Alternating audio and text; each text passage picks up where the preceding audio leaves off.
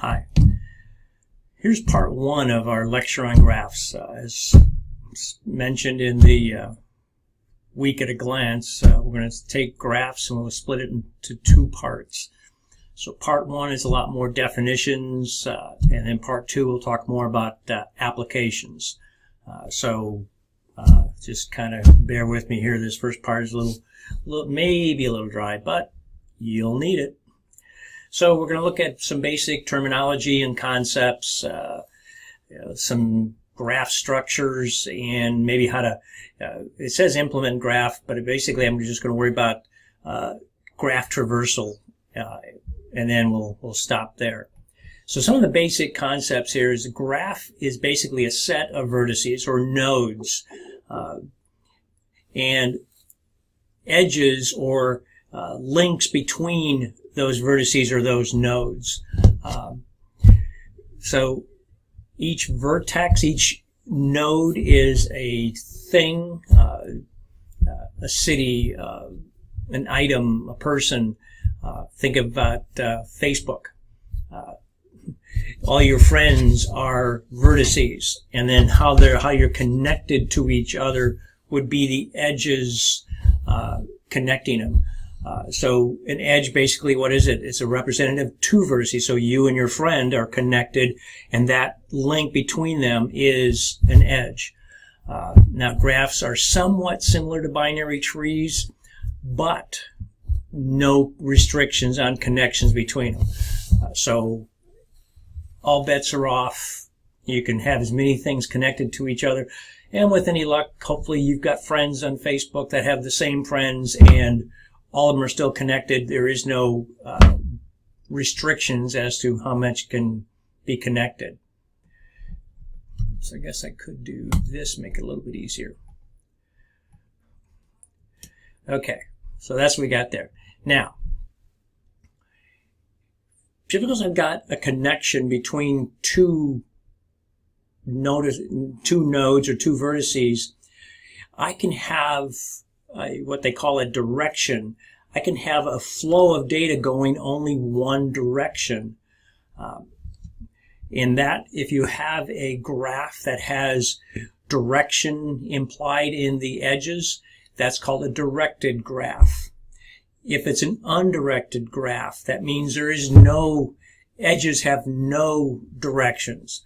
So the examples I got there is graph, Houston to Austin could represent a flight, could be one way. But what happens if instead of an air flight, it could be a road between Austin and Houston. Then I got traffic going in both directions, undirected. A flight can only go one way. Now, granted, you can talk about return flights, but that's a separate entity. So directed has a direction implied, and you'll actually see arrows pointing in the directions that you can actually travel on that vertex, on that link. Now, just since it is a mathematical concept, you may see graphs represented, graph G is defined as vertice, comma, edge. So you may see it written as a pair, so just, we may see some of that. So in this case, here is an undirected graph. You can tell there's no arrows. If it's going to be a directed graph, we will represent an arrow in this case. So this says I've got undirected graph. Anything can go to anything else. And you can see the vertices for graph one. These are all these things in the blue circles are vertices, and all the edges are done with a vertical pair. So I've got A to B, B to C, B to D. So, but you also notice that, I'm only listing, since it's undirected, I only have to mention a pair once. I don't have to duplicate it, because in some cases you may have a bidirectional graph, where I may have a directed graph, A to B, and then another link, B to A, which then those are two separate links, and then I would have that edge specified separately. Now, here is a directed graph, and as you can tell, you've got an arrow here pointing, that's the only way. I can only get from 11 to 1 in one way, and that's that way here. Now in this case, here's that bidirectional graph. I've got two different links, two different directions, but they could have different weights, could have different meaning to them. And then here you got something that's looping back. So you may see definition. We'll talk a little bit about cycles in a graph in a loop. Well, this one here represents a loop. So again, you're looking at the vertices. You know, all the things in blue circles are vertices. And now you've got the edges. And the one I'm really going to pay attention to is this first one here. I've got one edge from 1 to 3 and another edge from 3 to 1. Two separate edges. Like I said, they could have different meanings, different weights, different. So it's just something to keep in mind, go through. Now, just keep in mind, we've seen what? A binary tree. And a binary tree is a directed graph. It's a special case, but it is a directed graph. So just keep in mind the things you have learned in the past can still apply. Now, just talk about cycles and loops, because if you're into computer networks, the first time your switch comes up, what's the first thing it's looking for? I'm looking to see if I have a cycle or a loop inside all my connected devices, so that I could cause myself a problem sending data out. So in this case, a cycle, in this case, the example here is A, B, C, and you can tell. Now, loop, like I said, comes back on itself.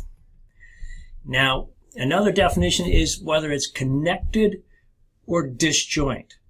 Now, there's two types of connected graphs. One is weakly or strongly. Weakly just means not everything is connected. So you see here that A and G are not connected to each other, so it ends up being a weakly connected. Once I connect A and G together, it becomes strongly connected. A disjointed graph says I've got the same number of points, same number of vertices, but I don't have this link between F and H, so I've got a disjointed graph. So if you had those number of vertices and somebody says, okay, I got to go from A to G, the question is, could you do it?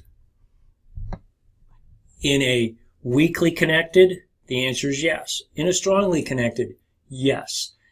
In a disjointed graph, the answer would be no.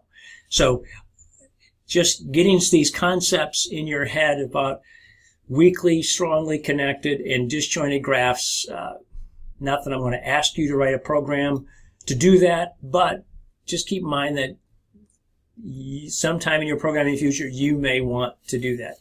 Now, there's a term called adjacency, and basically means two vertices are adjacent if they're connected by an edge.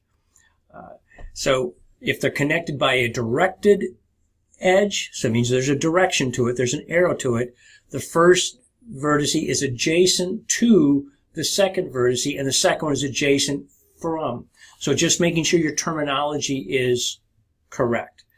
Now, a path is just a sequence of vertices that connects, actually it's probably more of it's a sequence of vertices I'm going to go through to get to two different vertices. We'll show you a couple of examples here after I finish. There's a concept called completeness. Basically, if you've been in network any time or have heard about it, you may see a mesh or a fully meshed network, which basically means everything is connected to everything else. So that means a complete graph, every node is directly connected to every other node. And you got a little bit of math in there to show you how many edges you can have. And if you're going to write algorithms and programs, you may want to know how big can a graph get. Now, here you've got a completed, connected, and now you got one that's undirected. So both are complete, both are graphs. Just depends on, are they directed or undirected? Now, a weighted graph basically just means each edge or each link has a value associated with it.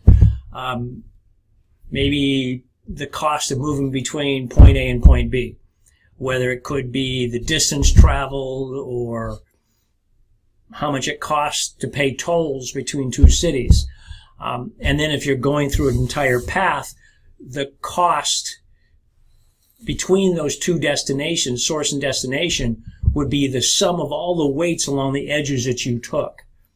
So just to give you a rough idea, here you got, a weighted graph. Consider it maybe I'm flying between Austin and Dallas. And so it can be, airline miles could be the cost between these cities, whatever the case may be. More than likely, these are miles. But as you can tell, each of the edges has a specific weight. So if I want to go Dallas to Houston, somebody would say, well, what's the cheapest way I can get there? I could go Dallas to Denver to Chicago, or actually the only way I get there is Dallas to Denver to Atlanta, back to Houston. Very expensive. So I got $780 plus $1,400 plus $800 to get me to Dallas to Houston. Or I can say I'll do Dallas to Austin to Houston. So by choosing, just get if you look at what Google Maps does, what are they doing? They put a weight on all the roads between point A and point B, and it says how long will it take me to get from here to there. Now the weight could be distance, could be time, could be distance and time, could be whatever formula they want to do to optimize that travel time, but there's a weight on all these connections. And in Google's time changes, if traffic changes or there's an accident, I may change the weight of this so I won't take a particular route. So that's kind of what this weighted graph and how it's being used. Now, how would I represent these formulas, these types of graphs, if I was going to process them? Well, there's two types of ways. I can use arrays or I can use linked lists. Those are probably the two most common data structures. And granted, we've covered them both. Now, you can use what they call an adjacency matrix, which uses a one-dimensional array for the vertices and a two-dimensional array to store all the edges.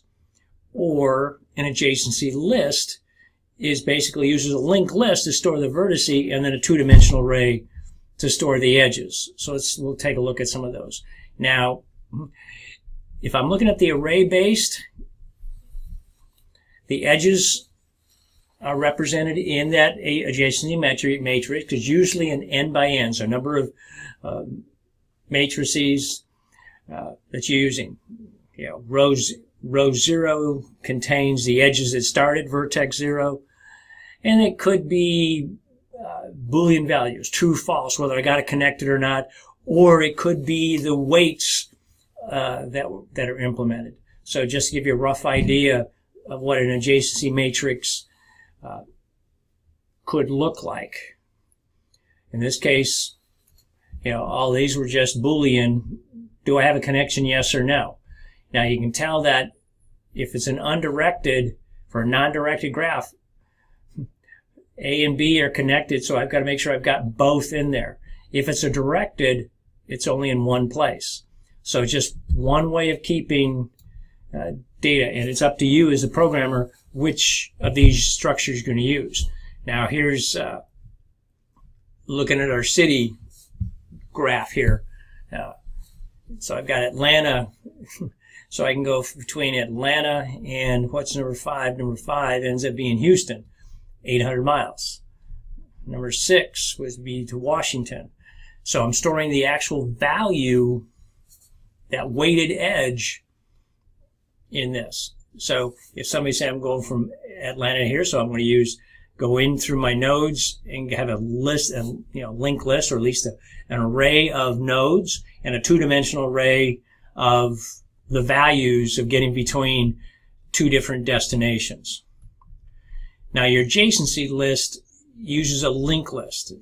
And the linked list identifies all the vertices which a vertex is connected. And each vertex has its own list. And you can do this with arrays or pointers to vertices. We'll look at a little bit of both. Adjacency lists basically is an array of vertices.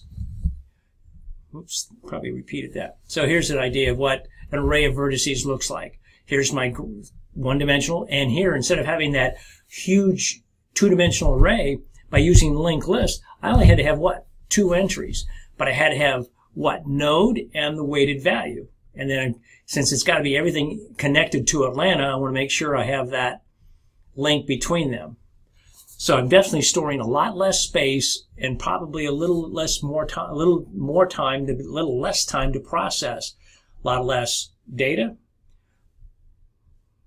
to store, easier to process.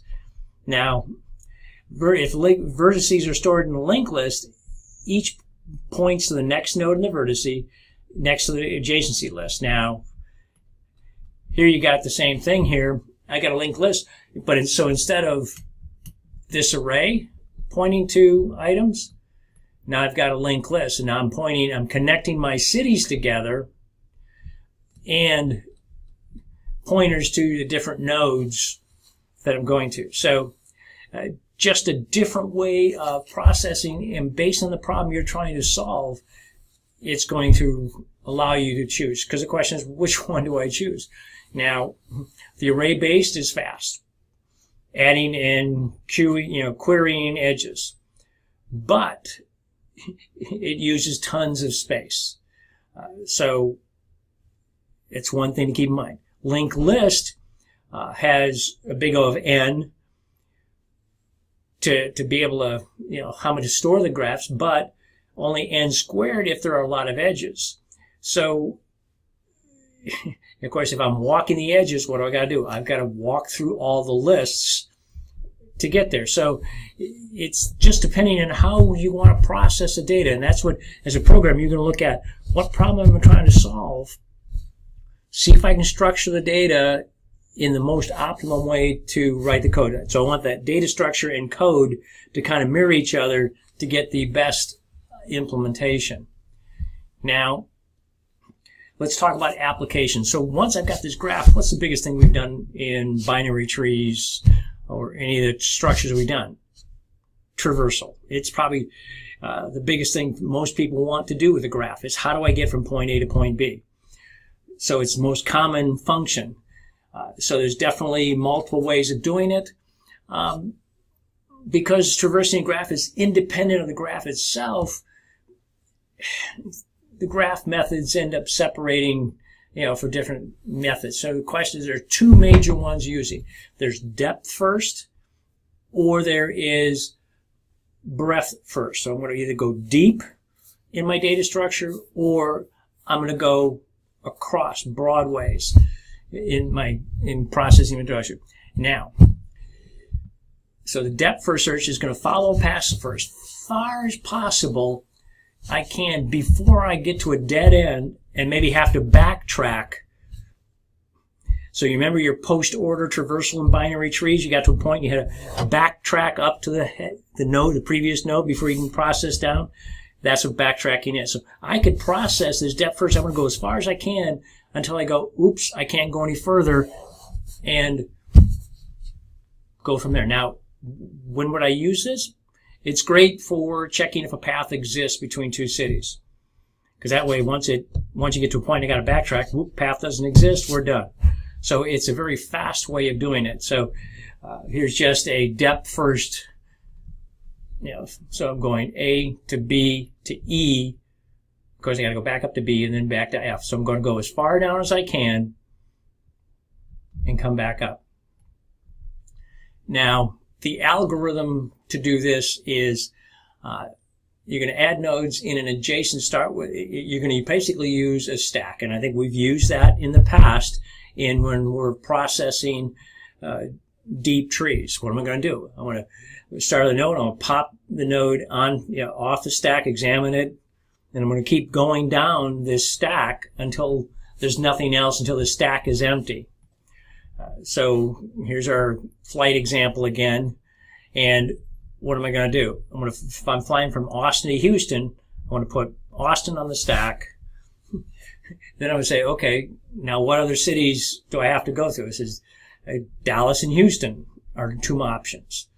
So it's basically, I got to look at all my options and pop them, check them. So I'm going to go through each of my options to do this. Now, in the process of traversing a graph, sometimes you want to what they call mark. I want to say, did I visit this node already? Because you don't want to revisit nodes over and over again, because then you can get yourself into a loop. And there's definitely some ways to do it, but basically you want to mark, you visited it, check it off, put a mark on it, so your data structure has to include it that it's been visited. And then as you're processing, you got to what? I got to check if it's been marked. If it is, don't process it. Or when it's done, I've got to make sure I got to clean those off. So just keep in mind that this term marking is just a way of says, have I visited this node? Yes or no. So just keep that in mind. So here's just the depth first. I'm going to start in Austin, end up in Washington. So I won't walk you through the entire graph, but you can tell what I'm going to do. I'm going to use stack, and I'm going to say, I'm starting here, so I'm going to mark Austin. According to my data structure, the only other thing I had was Houston. So I'm going to go to Houston. I want to mark that I visited Houston, because what happens if Atlanta Airport's down? I may have to reroute to a different place. I might have to go to Denver to get back to Washington. So that's kind of where we can use this. Now the breadth first search, it examines all possible along the same length before going any further. Now your depth first search backtracks as little as possible, whereas the breadth first search it backtracks as far as possible. So it's kind of so if you were in a binary tree, you'd explore everything on a level before you go to the next level. And to use this, the data structure that we'd use, the underlying one, would be a queue. We use a stack for depth first. We use a queue for breadth first to keep track of what nodes you're looking at. So again, in queue Dallas, so just keeping track of putting things in queue, taking things out, and just gives you a rough idea of how that you could use those queues to make that happen. Same thing in this case. Whoops. How do I get from point A to point B? I'm going to cover. Of course, in this case, you still got the same thing. I can mark it when it's been visited, it's been queued. And you may enqueue a node multiple times. It just in queuing in marking a node for a bit, breadth first search, it just prevents having multiple copies in the queue. But it'll work. So just give you a rough idea. Here's our breadth first traversal, and like I said, it's going through each layer, each level along this tree. So here's just another example, how to use the queues as you're processing, and the algorithm that you can kind of go through, and it's been explained in the textbook quite well. So this gives you some basic definitions of graphs and some of the tools that you can use to process them. So hopefully it gives you a rough introduction, and if not, you know how to get a hold of me. Talk to you later. Bye-bye.